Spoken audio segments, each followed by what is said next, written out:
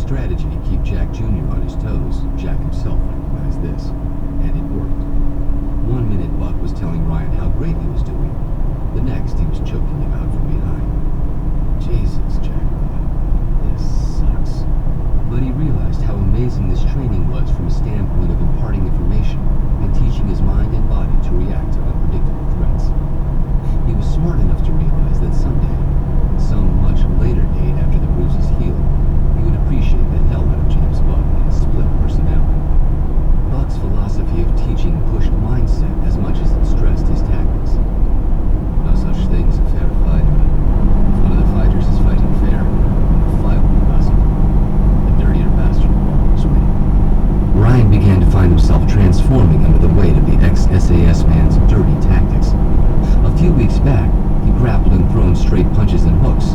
Now, as often as not, he used his opponent's clothing against him, twisted him in excruciating arm bars, and even jabbed at Adam's apples.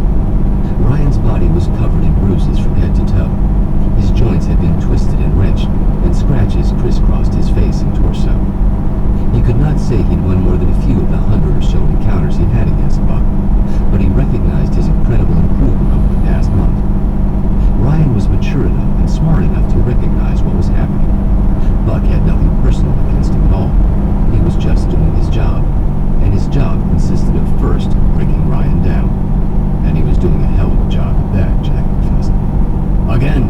shouted Buck, and he began crossing the teak floor, approaching his student.